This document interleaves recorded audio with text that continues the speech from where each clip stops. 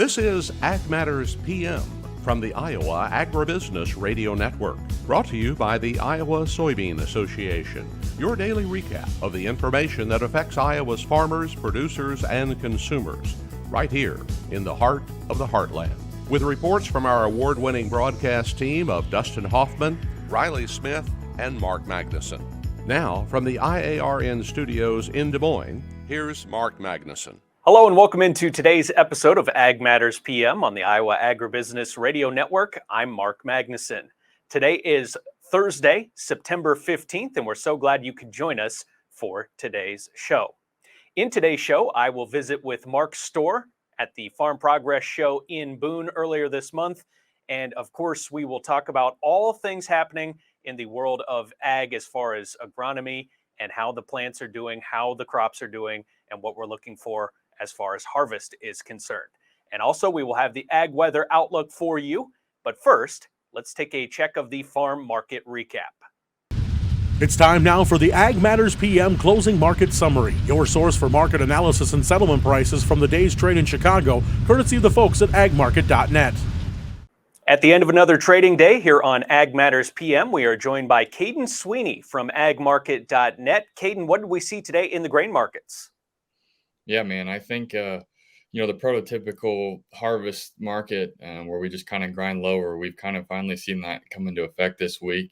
Been waiting on it for a couple weeks now. It just seemed like the trade wasn't really willing to sell off too much before that big WASDE report on Monday. And then once we saw the numbers, and even though they're fairly bullish for beans, we've continued to sell off since the report day high or the day after. Corn's over 20 cents lower and beans over 60. So definitely kind of seen some selling come in since we got that bullish data. So it has been kind of a quiet day, but it has been a busy news week. You mentioned the WASDE report coming out earlier this week, and then we had a little bit of a scare where we thought there might be a railway workers strike. It appears that they have actually reached an agreement with the railway carriers. So is that going to be off the table now? We don't have to worry about that affecting the markets? I'm a little bit out of the loop on it as far as the details. From what I've seen, it's kind of more of a Band-Aid fix as opposed to a real long-term solution. But I think looking at it market-wise, you got to be a little bit concerned. It makes me a little bit more concerned with the market overall, because whenever that agreement got passed, the middle of the night, early this morning, I would think we would have seen some buying come back into the market as railroad shutdown would have been a pretty big deal, and we didn't really see that buying come in. We also got export sales data that we've been waiting on for 3 weeks, close to 4 weeks, and that didn't really move the market either. So, yeah, that railroad situation was scary. It's definitely a good thing that they got it cleaned up, but I think the failure of the market to react is a little bit of a red flag. In a situation like that, Kaden, do we ever see anything where something might be coming down the pipeline, like a strike, for example, where people react in the markets ahead of time, but then it ends up not happening? What would that do to the numbers? Yeah, the old adage is buy the rumor, sell the fact. And so, like you said, you kind of get all hopped up on the rumor, and then when it comes to be it the market doesn't react quite as much. But in this case, it kind of would have been the opposite, where the market should have kind of sold off, and then once the strike happened or didn't happen, you would have thought you would have seen buyers come back in, and that didn't happen. And so, again, it don't read into it too much, but we, corn didn't close well today. We're actually getting close to the low we had on report day Monday. And so if we break below that, I think you can see even more selling come into this market. So a little bit of red flag, not that it's totally unforeseen going into harvest, but markets are a little bit on caution right now. Switching over to the livestock markets, what did we see there today? Yeah, live cattle looked really good. Had a good breakout today off the 20-day moving average, closed above 145.5. And so, you're getting to the point where I think you're going to start looking for contract highs. Contract high on October live cattle is 147.50. As far as feeders go, kind of the opposite. They've not had a good week at all, down over $4.50 on the week. So really just looking for some support. Hopefully it comes in at the 100-day. Around 180. And if that doesn't happen, then I think 176 is in play as far as October feeders go. And in the hog market, Kaden, what did we see today?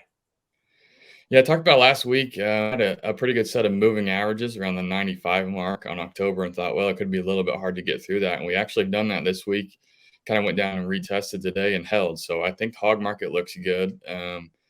Really, if we continue to see buying, it's kind of the same deal as live cattle. We're starting to look at contract highs up around 101.65, I believe is the high on October hog. So look good right now. We want to see that support continue to hold around the 95 mark, but it held today, and that's a good sign. He's Kaden Sweeney from AgMarket.net. Kaden, always great information from you and the team. Where should folks head if they want to find out more? Yes, sir. AgMarket.net. Be sure to check out our research and get a hold of one of us. Kind of pretty well the market now, and always a good idea to have your harvest grain strategy put together before you really get going. So be sure to get a hold of one of us. My direct line is 815-691-2672. Kaden Sweeney, thank you so much for the market analysis today. We'll look forward to talking again soon. Yes, sir. Appreciate it. Have a good one. That was Kaden Sweeney from the team at AgMarket.net. Now it's time to take a look at the closing numbers from the folks at Bar Chart. December corn down 4 3/4 at 677.5. November soybeans down 3.5 at 1451.5. Soybean meal for December is up $4.90 at 428 even. Soybean oil for December down 57 cents at 64.30. Chicago wheat down 27 1/4 at 845 even. Minneapolis wheat down 8.5 at 929.5. And Kansas hard red wheat down 20 3/4 at 926 1/4. March oats down 5 even at 398 1/4. On the Merc, live cattle for December up $1.27 at 151.32. September feeder cattle down 62 cents at 179.35. Lean hogs for October up $1.35 at 96.05. Pork cutouts for October up 97 cents at 104.37. And Class 3 milk down 6 cents at $19.85. That was our Ag Market Recap here on AMPM on the Iowa Agribusiness Radio Network. It's time now for a quick break, brought to you by our sponsors, the Iowa Soybean Association and the Soy Checkoff. And when we return, we will visit with Mark Storr, BASF agronomist. This is Ag Matters PM. Iowa Soybean Association is driven to deliver for Iowa's 40,000 soybean farmers. We're proud to provide objective agronomic research, a helping hand with soil and water stewardship, and timely industry news powered by the Soybean Checkoff. Learn more at iasoybeans.com. Welcome back to this episode of Ag Matters PM from the Iowa Agribusiness Radio Network studios. I'm Mark Magnuson. Coming up next, we're going to visit with agronomist Mark Storr. He is with BASF. Iowa Agribusiness Radio Network, Mark Magnuson, and I'm joined by another Mark Storr with BASF. He is a technical service rep.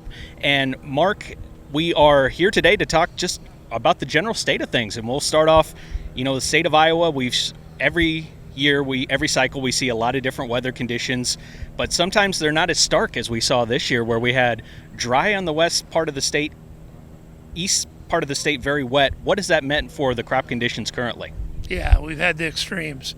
And like I've told some other folks, I think some folks that have had the rains will maybe see their best crops ever. And there's probably some folks in the areas that you mentioned that have been very dry, probably going to see their worst crops ever. So a huge range. Overall, it'll be hopefully an average year for us, right? And hopefully the quality will be good, prices will be good, and it'll be a profitable year. But it's one of those deals where I looked at last week's drought monitor and was just reminded that I think 2/3 of the state ranges from moderate or somewhat dry to extreme drought, and that's an area that's twice as big as it was 3 months ago. So if you think about it that way, that means that a lot of our crops have been growing in some type of stress basically the whole time they've been out there. So we've got the weather stress causing a lot of problems, as you mentioned, most of the state. How about the weed pressure this year? What are we looking at in that regard? Weeds always seem to do well, regardless. Different species may be a little more prevalent in a dry year than in a wet year, but overall, they generally do pretty well. And we continue to fight the battle with water hemp, giant ragweed, mare's tail, probably my 3 number one complaint weeds that I hear from growers about. And if you think about it, those three species are also probably the ones that give us the biggest challenges to control when they're out of the ground. So we have our best shot at them pre-emerge, because our tools to control them post-emerge are limited. In the case of soybeans, we have Liberty. It's good on all those species. We have Ingenia for the Extend soybean systems. But that's really, and 2,4-D as well in soybeans. But those are kind of the extent of it. And, some of those products are better than others. In corn, we have a product like Status, which is lights out on all of those. But again, limited number of choices for post-emerge control of those species. The usual suspects are always going to be there. There's always going to be some escape grasses. And, you run into areas where there's lamb's quarter, cocklebur, velvet leaf is seemingly kind of a dry weather weed that is becoming a little more prevalent in spots. But I tell people, fall is the perfect time to evaluate your weed control or weed management program. So as you're taking time to harvest this fall, take some notes, figure out where the areas are, where the heaviest pressure exists, and try to make a plan to put together for a better performance next year. So that's weeds and their prevalence throughout the state. Now, switching gears a little bit, an issue that we've dealt with this year is tar spot. Could you explain exactly what we're looking at with tar spot and where it's located here in the state of Iowa? It's a little bit all over. I think there's 37 counties, I think is the last count that I saw. And it's really kind of scattered about. I mean, you'll find some holes in, east central Iowa, and then you move west and it's there. And you normally think of it as maybe being an eastern Iowa disease or more prevalent. And I think because of the rainfall, it is more prevalent there this year than, I'm not really familiar with any of the counties in the far west that are affected this year, as they have been in other years. But certainly it's probably going to be, I think, because of its early arrival this year. The first documented evidence was on June 30 in Marshall County, right, in central Iowa. So it's a pretty good indication that it's been here a while. And I think for the first time since tar spot has been in Iowa, you will see some folks see some significant yield reduction due to that disease and because of the length of time it was here. So if the growers did not choose to treat with a fungicide this year, I think they may end up regretting that decision. And Mark, did there need to be any tweaks made to the fungicide applied for the tar spot, or do we already have the tools to help fight that? We have excellent tools. Actually, the BASF fungicides, whether it's Veltima or Revitec or Headline AMP, they lead the pack if you're looking at the third-party university data as well as our own data. So we have excellent efficacy. The key is in timing. I think as a general rule, we think of disease as being something that, we get a little of it and it's okay.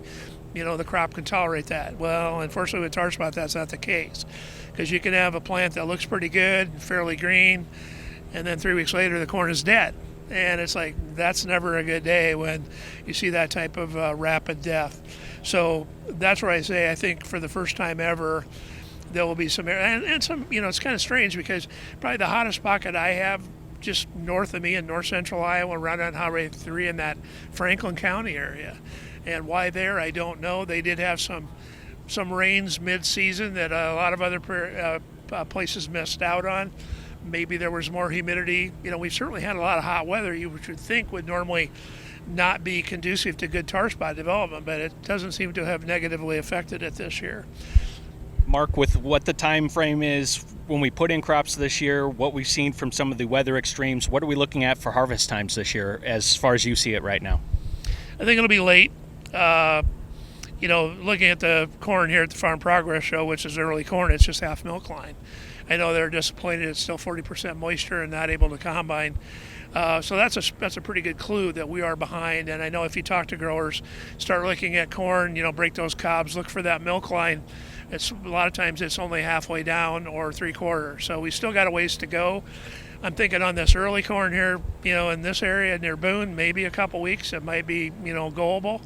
A lot of other people are probably going to be looking at that 3 weeks to black layer, and that's only 35% moisture. So I will say this too, Mark, is to keep in mind when you're, making that call to harvest, because of these diseases like tar spot we talked about, it doesn't matter what disease it is, if it's tar spot or northern corn leaf blight or gray leaf spot, there's always a high correlation between foliar disease and stalk disease. So when you're thinking about the anthracnoses of the world, the things that cause lodging to occur, where, basically we've done our job to raise our corn, right? The ear is set. That's not going to change. It's just dry down. As long as we can keep it attached to the plant and get it in the combine header, it's ours to keep and get it in the bin. So that's crucial, because we guaranteed, this is Iowa, we're going to have some windy weather in November, and we don't want to see our corn go down at that time. So be very aware, if you've had some of these disease problems, to get out there, do that pinch test late to make sure that stock quality is still there. Mark, at an event like Farm Progress, we get a chance to interact with a lot of people. Has there been any specific questions that people have kept coming to you with, questions that are hot topics right now? Well, everybody's wanting to know when we solve our supply problem. I think all ag inputs, whether it's fertilizer or seed or crop protection chemistry, everybody's familiar with all the, issues globally that we're facing. It's just tough, and trying to meet that demand, predict the demand for products. But the manufacturing process is very complex, and it just takes time. And I've been telling people that I expect it'll be better next year in 2023, but will we solve all the problems? I would say my guess is no. There's still going to be spot shortages. There's going to be products that are going to be in high demand. I know a lot of times retailers, if they have material left over, they turn it in. I don't think much of that's going to happen. They're going to retain ownership of the inventory this year, which is good for us, because that's stuff that will be available in the channel next spring when they're ready to go. So they won't have to wait on product being shipped in. But as a grower, as you're making those plans, try to be proactive in putting those plans together so you get the products you're looking for. That was BASF agronomist Mark Storr. Thank you so much to Mark for taking the time to join us. As for right now, let's take a look at the ag weather outlook. Sunny skies today here in the central part of the state in Des Moines, and it has been very comfortable temperatures all this week so far. Around the state of Iowa today, it's pretty similar story, mostly in the low to mid 80s across much of Iowa. What will we have in store for the next few days? Do we have any rain in the forecast? We'll take a look at the ag weather outlook coming up next from the National Weather Service. As you can see from the National Weather Service, our warming trend continues across the state today with temperatures in the 80s. Today, we will have partly to mostly sunny skies across most of the state. Temperatures will range from the low 80s to 87 degrees. Tonight, partly cloudy skies across most of Iowa. We will have a chance of showers in the west. Lows overnight should range from low to mid 60s. Tomorrow, mostly cloudy skies in the west with a slight chance for rain showers. In eastern Iowa, you can expect mostly sunny skies. Checking the affiliate weather map for tomorrow, Cherokee will see sunny skies with a high of 83 degrees. Shenandoah partly sunny with a high around 84. Des Moines, sunny skies and a high of 86. Albia, mostly sunny and 86 degrees as well. Waterloo, sunny with a temperature of 85 tomorrow. And Clinton, the low temperature on our affiliate map, but still expecting a high of 81 degrees. For a more detailed forecast in your portion of the state, check in with your local Iowa Agribusiness Radio Network affiliate. And that's been a check of the Ag Weather Outlook. And that also brings us to the end of this episode of Ag Matters PM. You can find all of our content on our website at iowaagnet.com. You can also follow us on social media on Facebook, Twitter, and TikTok. And you can find all of our video content and previous episodes of AMPM on our YouTube channel. And while you're there, make sure you subscribe. We also add some other content on the channel apart from episodes of AMPM, and you don't want to miss it. Don't forget our free twice daily market podcast on Apple, Amazon, Google, Spotify, and Podbean. From the IARN studios in Des Moines, I'm Mark Magnuson. On behalf of Riley Smith and Dustin Huffman, we thank you for watching. This has been Ag Matters PM.